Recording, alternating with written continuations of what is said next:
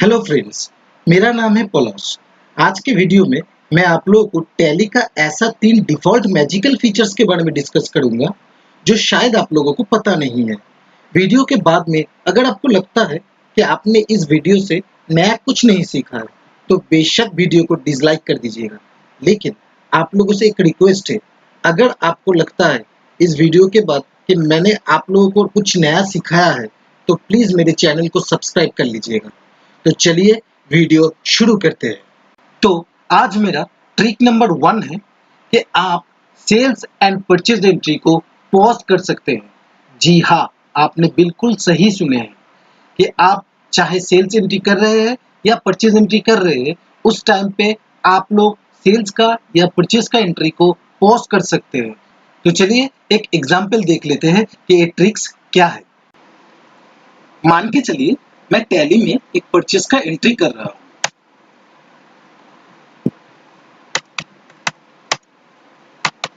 एक bill number डाला, एक पार्टी से लिया।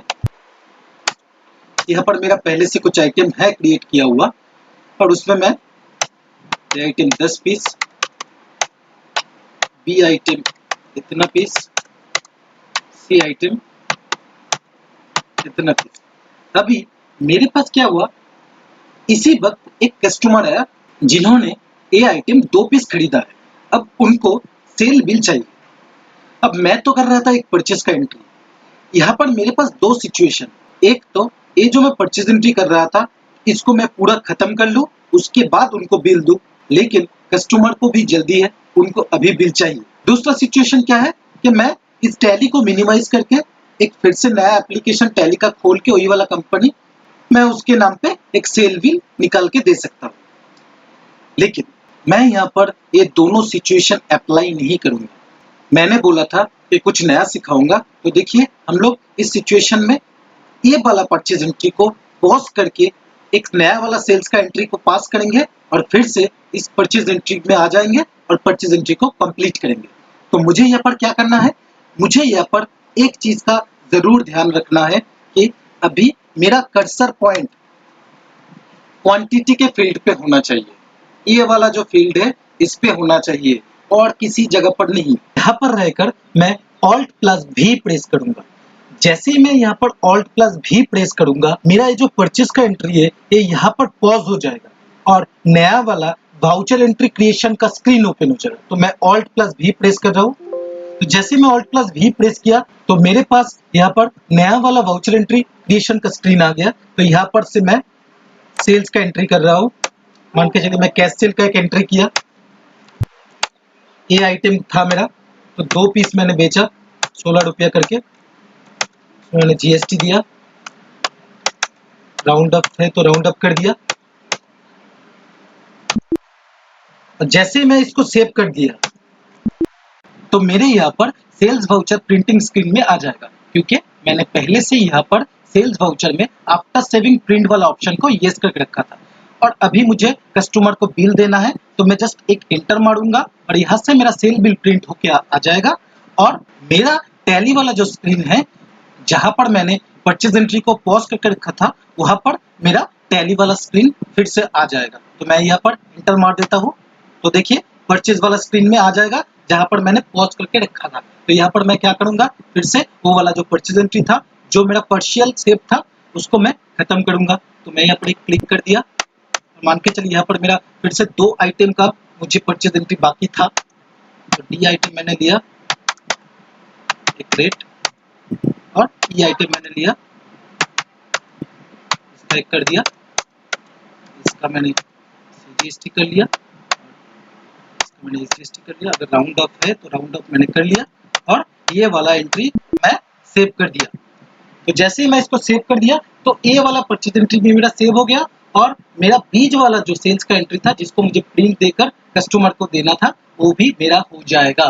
ऐसे करके आप चाहे परचेज एंट्री हो या सेल्स एंट्री हो, वो एंट्री के टाइम पे उस एंट्री को पॉज करके दूसरा कोई भी वाउचर एंट्री अगर उस टाइम पे आपको करना है सेम स्क्रीन से, तो आप इसको कर सकते हैं। तो चलिए आते हैं ट्रिक नंबर 2 पर। मान के चलिए आपके बिजनेस पर 2 तरह का सेल्स का एंट्री होता है। एक लोकल सेल्स का एंट्री होता है जहां पर सीजीएसटी और एसजीएसटी आता है, और एक इंटरस्टेट सेल्स का एंट्री होता है जहां पर आपका आईजीएसटी आता है।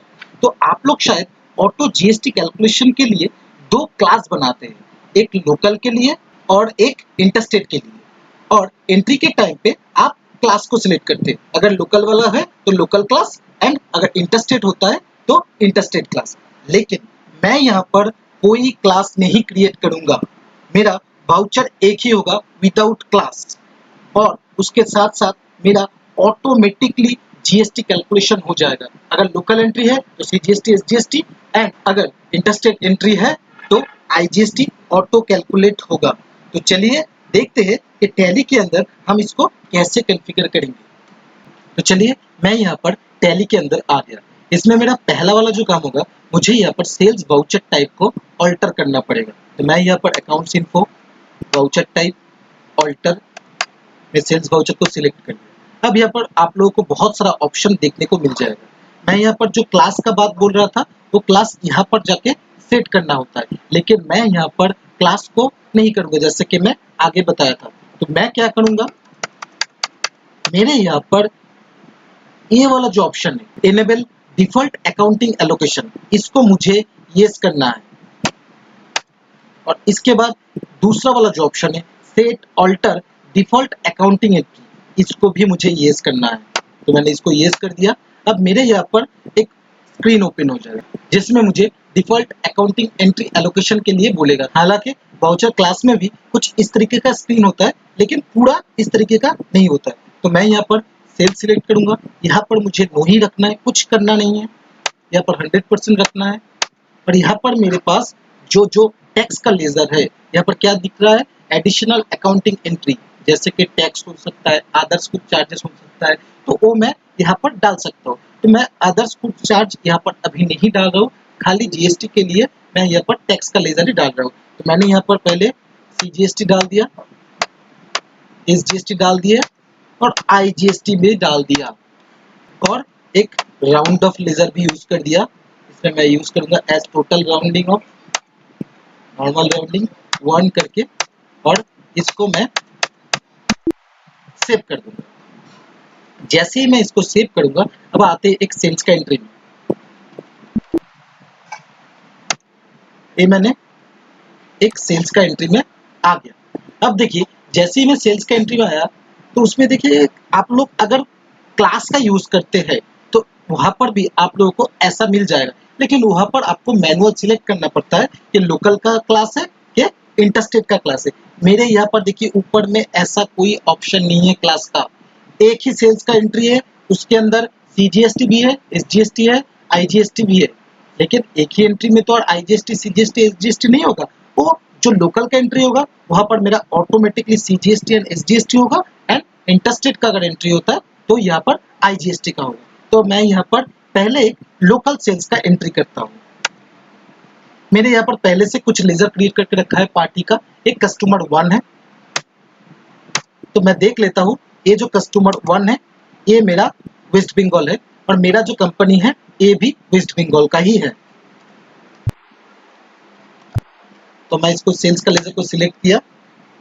अभी मेरे पास बहुत सारा आइटम है, इसमें से मैं ए आइटम को सिलेक्ट किया। अब एक बार देख लेते हैं कि ए आइटम के अंदर जीएसटी का क्या परसेंटेज मैंने डाल के रखा है।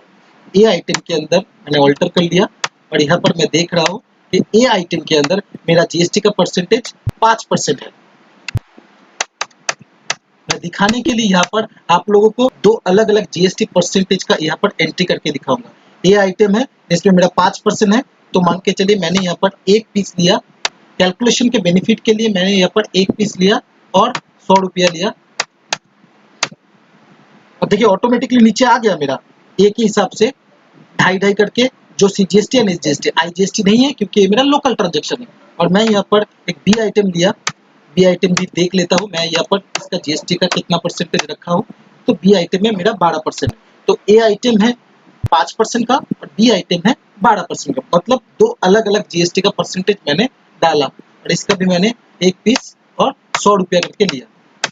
तो देखिए यहाँ पर मेरा ऑटोमेटिकली सीजीएसटी एंड एसजीएसटी आ गया, आईजीएसटी नहीं आया है क्योंकि ये मेरा लोकल ट्रांजेक्शन है। और इसको अगर देखना है तो राइट साइड में आपको एक ऑप्शन मिल जाएगा टैक्स एनालिसिस करके। ये मैंने टैक्स एनालिसिस में गया और इसमें ए आइटम और बी आइटम, इसमें राइट साइड में मेरे पास डिटेल्स वाला ऑप्शन है। तो इसमें आप देख सकते हैं कि ए आइटम में मेरा 5% है और बी आइटम में मेरा 12% है। तो टोटल मेरा 17 रुपया टैक्स हुआ है, जिसमें 8.50 CGST का और 8.50 SGST का। तो मैं यहाँ पर इस एंट्री को यहाँ पर सेव कर लेता हूँ और सेव करने के बाद ये मेरा एक वाउचर प्रिंट वाला ऑप्शन आया है, तो इसको मैं अभी नो कर रहा हूँ। अब आते हैं यही वाला सेम सेल्स वाउचर का यूज करेंगे हम IGST के एंट्री के लिए, मतलब इंटरस्टेट वाला जो ट्रांजेक्शन है उसके लिए। तो मैं यहाँ पर एक दूसरा वाला पार्टी सिलेक्ट कर लेता हूँ, जैसे मेरा कस्टमर 2। कस्टमर 2 का मेरा यहाँ पर स्टेट है महाराष्ट्र और मेरा कंपनी का स्टेट है वेस्ट बंगाल।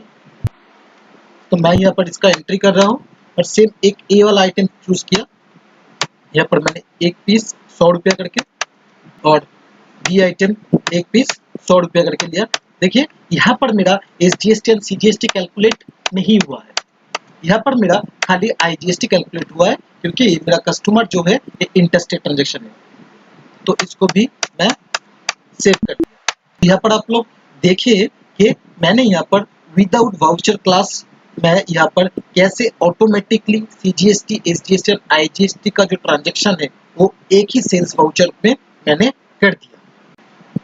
अब आते हैं ट्रिक नंबर 3 पर, जिसमें आप लोग देख पाएंगे कि आप अगर कोई परचेस का एंड सेल्स का एंट्री पास कर रहे हैं तो उस टाइम पे मान के चलिए कोई एक पर्टिकुलरली आइटम का आप सेल कर रहे हैं और उस टाइम पे आपको देखना है वो वाला आइटम आपने पिछला जो एंट्री है उसमें कितना रुपए करके परचेस किया है और उस सेम वाला आइटम आपने किसी और पार्टी को इसके पहले वाला जो एंट्री है उसमें कितने में बेचा है।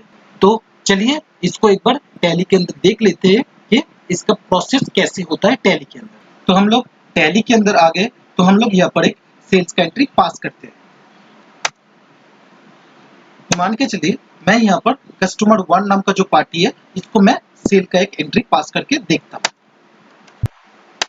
और इसको मैं ए नाम का जो आइटम है वो सेल कर दूँ। अब मेरे यहाँ पर ए वाला जो स्क्रीन है यहाँ से मैं देखना चाहता हूँ ये एज वाला जो आइटम है, ये ए वाला आइटम मैंने इसके पहले जो भी पार्टी से परचेस किया था तो कितने में परचेस किया था, एंड इस सेम ए वाला आइटम इसके पहला वाला एंट्री में मैंने कितने में बेचा था इसी सेम पार्टी को। तो इसके लिए मुझे क्या करना पड़ेगा, यहाँ पर देखिए राइट साइड में एक आपको ऑप्शन मिलेगा स्टॉक क्वेरी नाम का। इसका शॉर्टकट की है ऑल्ट एस, आप चाहे तो क्लिक भी कर सकते हैं, नहीं तो आप ऑल्ट एस भी दबा सकते हैं। तो मैं यहाँ पर ऑल्ट एस प्रेस कर दिया। अब देखिए मेरे यहाँ पर एक स्टॉक क्वेरी का ऑप्शन आ गया, जिसमें मुझे क्या दिखा रहा है, ये जो परचेज है ये मैंने 17/5 को इस ए वाला जो पार्टी है सप्लाई 2 से 12 पीस खरीदा था 10.50 से, और 16/5 में मैंने खरीदा था 10 रुपया करके 10 पीसेस। और ये सेम वाला आइटम मैंने ए वाला जो पार्टी है कस्टमर 1 इसको मैंने बेचा था 13 रुपया 50 पैसा करके। और अगर मुझे देखना है कि ऑल पार्टी का डिटेल्स, तो आप यहाँ पर कॉन्फ़िगरेशन से जाके यहाँ पर आपको एक ऑप्शन मिलेगा show transaction of all party, आप इसको येस कर लीजिएगा तो आपको यहाँ पर ऑल पार्टी भी मिल जाएगा, मतलब कस्टमर 2 भी मिल जाएगा, कस्टमर 1 को भी मिल जाएगा। मतलब क्या है, आप ए वाला जो ऑप्शन है इसके साथ साथ आप at the time of sales entry and purchase entry उसका previous purchase and sales history को देख सकते हैं, और इसको देखकर आप अपने हिसाब से जो भी रेट उनसे लेना है वो रेट एंट्री के टाइम पे बिठा सकते हैं। तो ये था टैली के अंदर 3 ऐसा मैजिकल हिडन फीचर्स जो शायद आप लोगों को पता नहीं है। अगर आपको ये पूरा वीडियो देखने के बाद ये लगा है कि मैंने आप लोगों को कुछ नया ऐसा फीचर्स के बारे में सिखाया हो, तो प्लीज़ मेरे चैनल को सब्सक्राइब कर लीजिएगा और जितना हो सके इस वीडियो को थोड़ा शेयर कर दीजिएगा अपने दोस्तों के साथ। Thank you.